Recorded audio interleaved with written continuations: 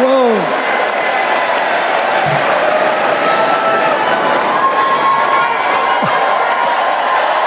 Let me ask you something.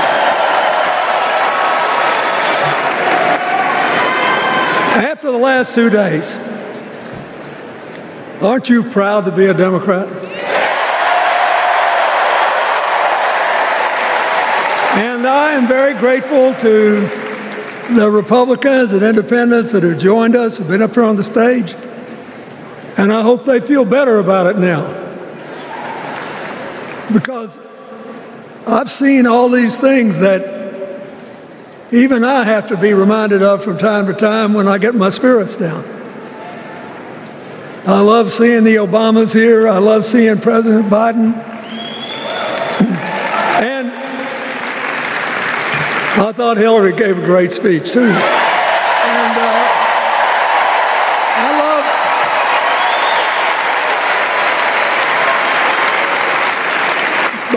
I love seeing all these young leaders. A bunch of them are coming up after me. They look better, they sound better, and they'll be exciting. I do want to say one word about President Biden. Remember, he had an improbable turn that made him president. And we were in the middle of a pandemic and an economic crash. He healed our sick and put the rest of us back to work. And he strengthened our alliances for peace and security. He stood up for Ukraine. He's trying desperately to get a ceasefire in the Middle East.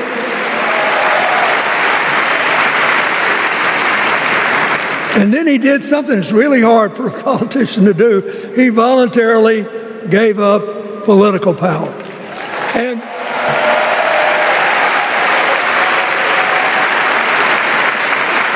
George Washington knew that, and he did it. And he set the standard for us serving 2 terms before it was mandatory. It helped his legacy, and it will enhance Joe Biden's legacy.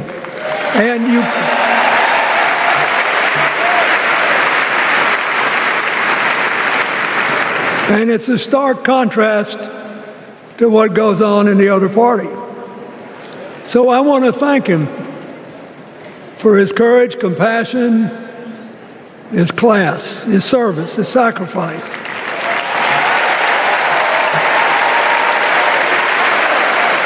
Joe Biden, thank you. And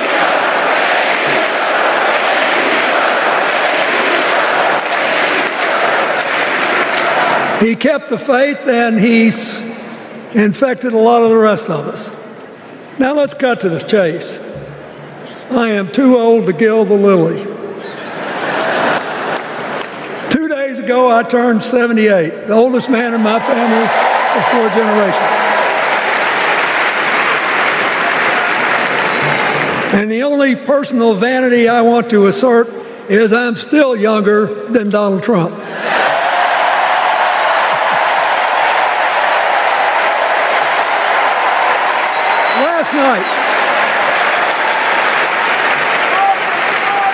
Last night, in what I thought was a very moving series of episodes, we nominated Kamala Harris and Tim Walz.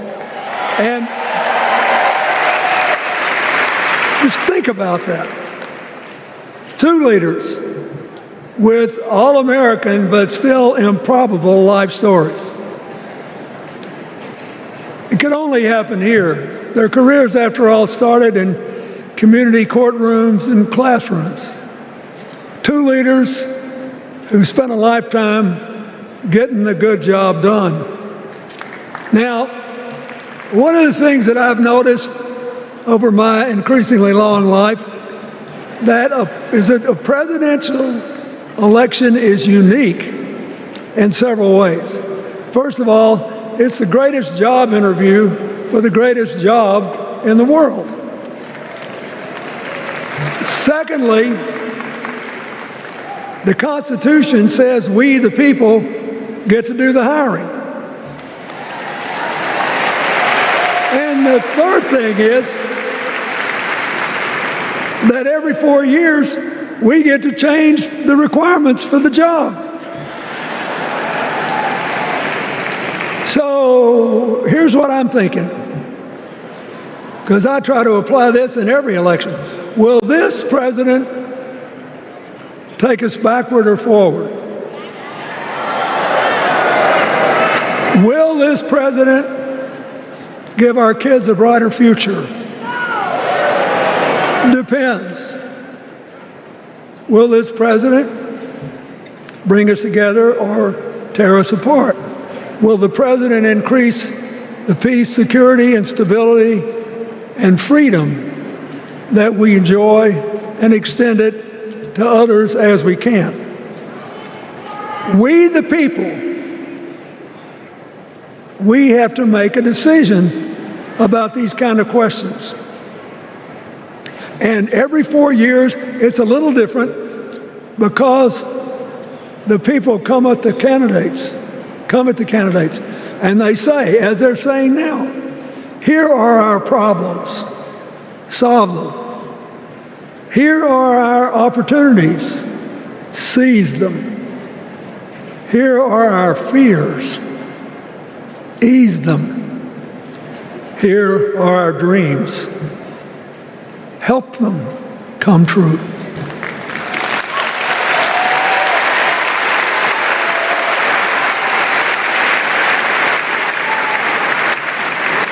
A president can answer that call by saying, I'll do my part, but you have to help me. We have to work together. Or you can dodge what needs to be done by dividing, distracting, and diverting us. So in 2024, we got a pretty clear choice, it seems to me. Kamala Harris for the people,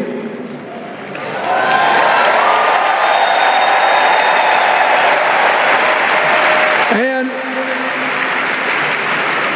the other guy who's proved even more than the first go-around that he's about me, myself, and I know which one I like better for our country.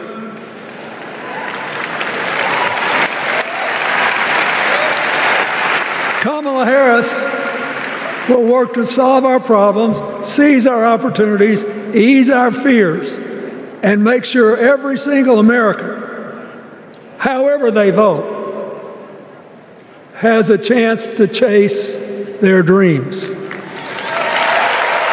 know,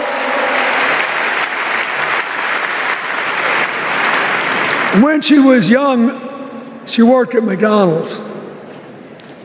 And she greeted every person with that 1,000-watt smile and said, "How can I help you?" Now she's at the pinnacle of power and she's still asking, "How can I help you?"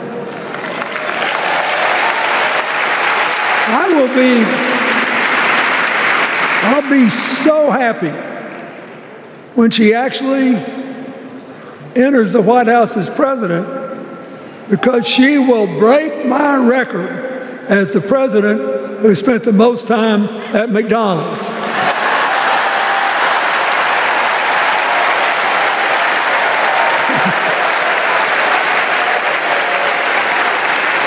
Now, but we got an election to win. And remember, we've got a guy that's pretty good at what he does. Donald Trump has been a paragon of consistency. He's still dividing, he's still blaming, he's still belittling other people. He creates chaos and then he sort of curates it as if it were precious art. Let me say, not a single day goes by Even though I've been gone for well over 23 years from the White House, not a day goes by that I don't thank the Lord for the chance I had to serve and what it meant. And one of the reasons, thank you. Wait.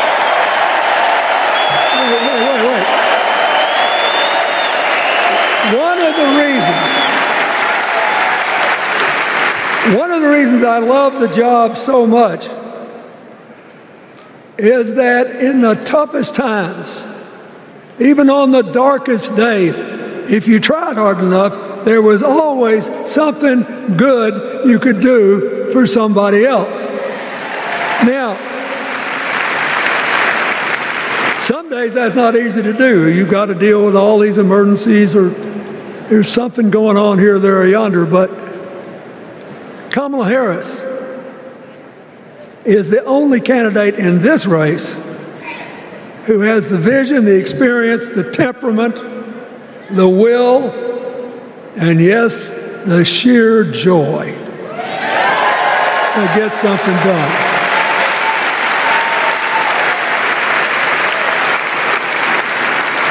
I mean, look, what does her opponent do with his voice? He mostly talks about himself, right? So the next time you hear him, don't count the lies. Count the eyes.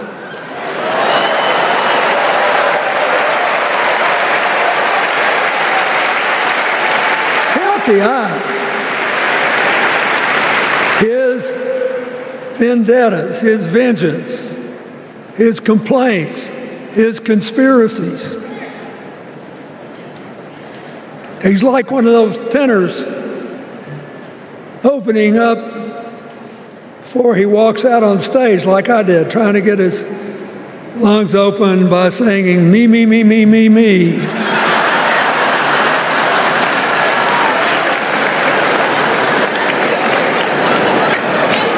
When Kamala Harris is president, every day will begin with you, you, you, you.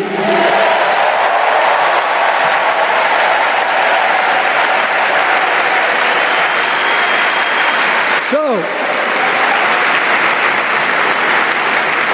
we got to ask ourselves the questions if we're going to hire a president. Do you want to build a strong economy from the bottom up and the middle out? Or do you want to spend the next 4 years talking about crowd size?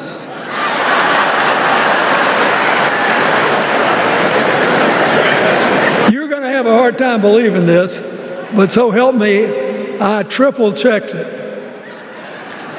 Since the end of the Cold War in 1989, America has created about 51 million new jobs. I swear I checked this 3 times. Even I couldn't believe it. What's the score? Democrats 50, Republicans 1.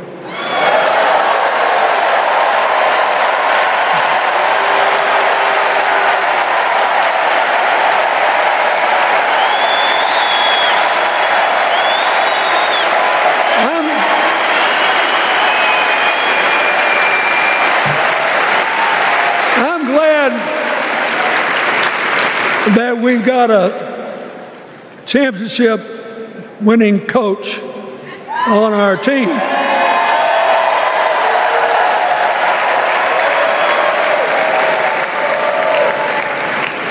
But even the most limited of us in what we know about football or any other sport knows that if you're got 50 and the other side's got 1, you're ahead.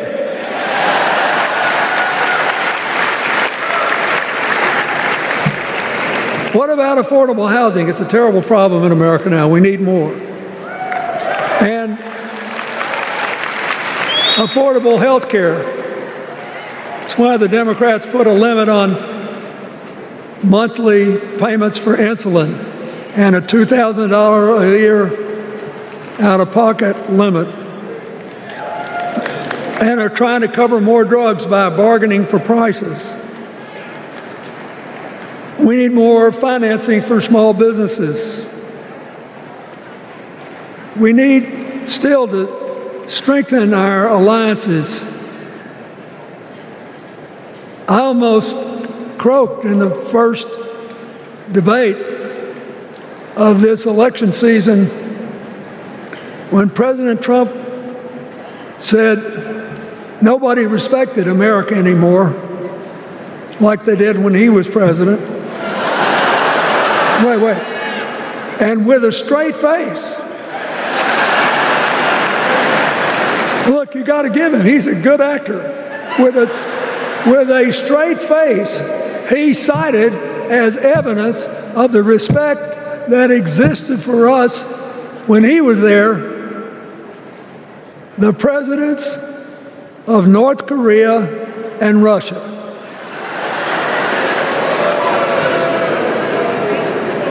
I'd rather have the people who respect us now.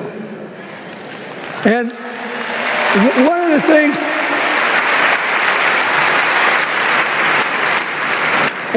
is when you send a signal to the other countries, you want them to know whether they agree with you or not, at least that you're on the level. Here's where you are and what you believe.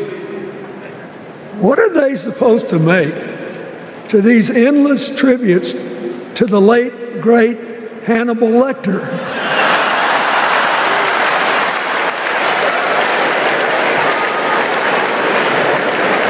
I mean, President Obama once gave me the great honor of saying I was the explainer-in-chief.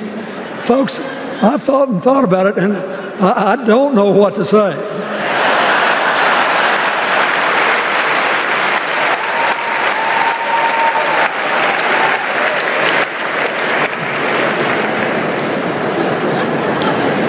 Like Hakeem Jeffries, I too want an America that's more joyful, more inclusive, more future-focused. Just think what a burden it's been on us to get up day after day after day after day, buried in meaningless hot rhetoric, when there's so many opportunities out there, so many problems that need to be solved. I want that.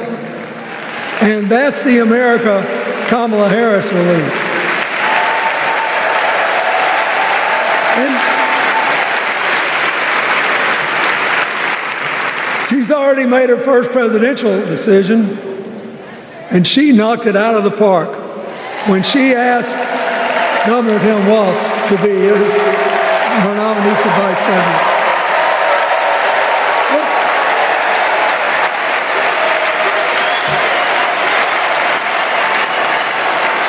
As they used to say when I was a young man growing up in Arkansas, you do not have to be all broke out with brilliance. You just look at Tim Walz, listen to him, follow his record as a teacher, as a coach in the National Guard, as a congressman where he was the only Democrat, save one, elected in that district in more than 100 years. And he stayed a long time. And then he became a great governor. And by all accounts, he was a crack shot who had the courage among his rural constituents to say, we do not need these assault weapons available to people who can kill our kids in school.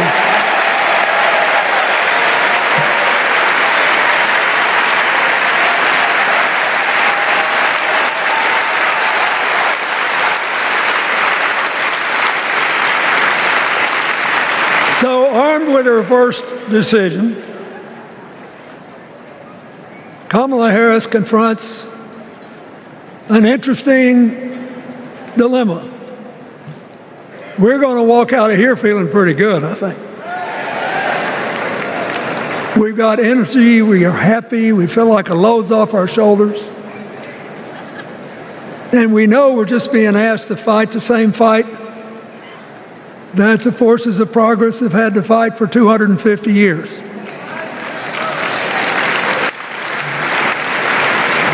In the face of stiff and often violent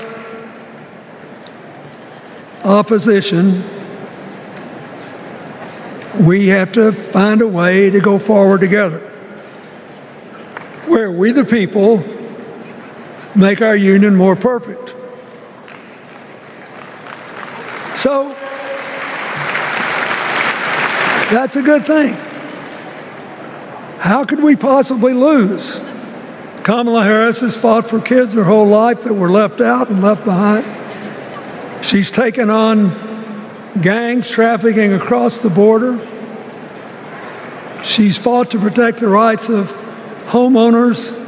She's been our leader in the fight for reproductive freedoms, and we know a majority of the American people are with us on that.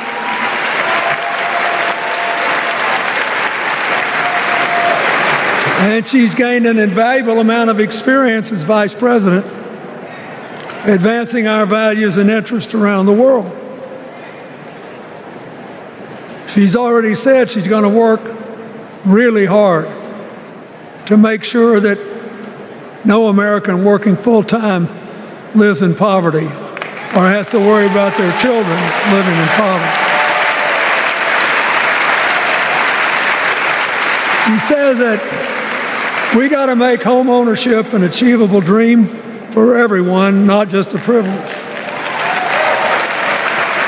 She said that and this meant a lot to me, that she would protect everybody's right to vote, whether or not they voted for her. They were citizens and they deserved the right to vote.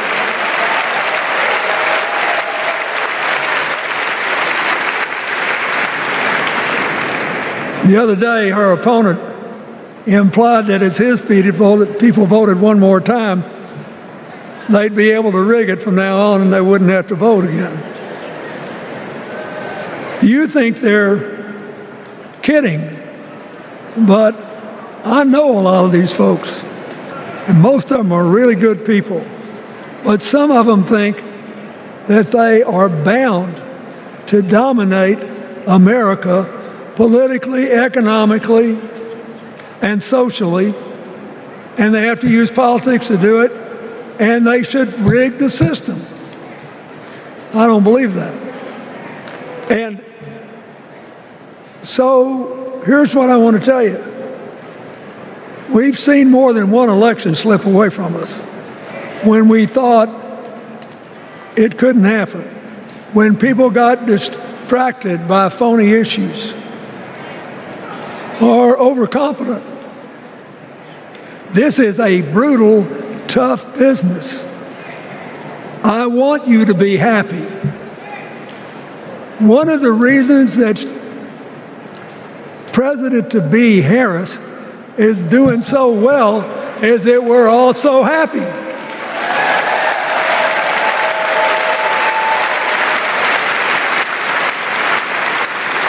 But you should never underestimate your adversary. And these people are really good at distracting us, at triggering doubt, at triggering buyer's remorse.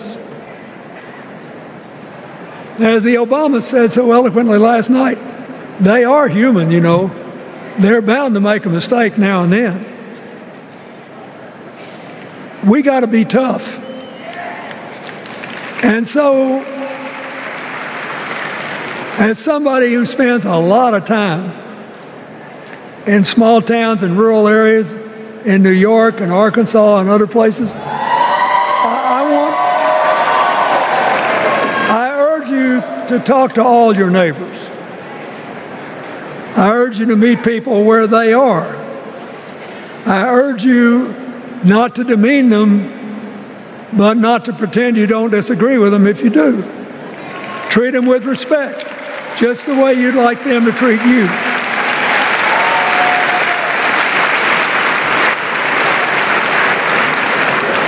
ask for their help, and then follow our leader, Kamala, and ask them, how can I help you?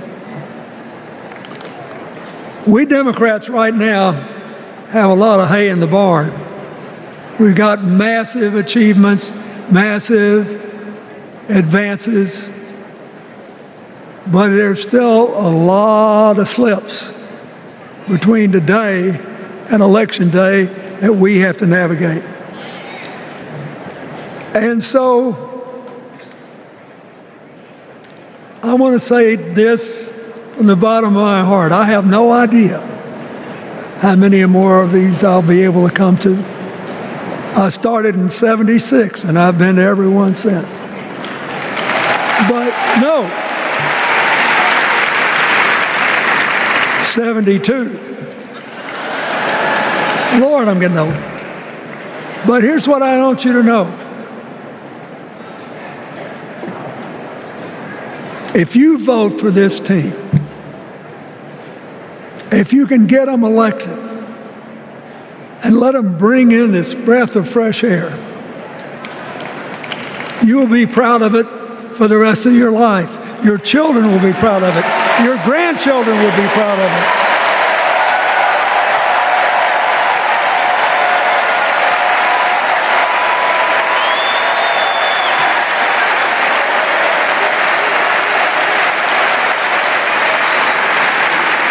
Take it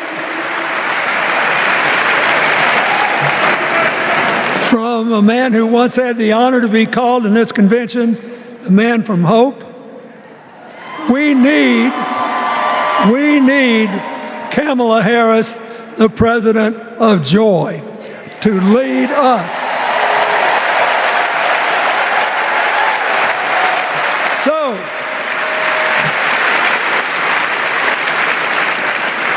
I'll be doing my part, you do yours.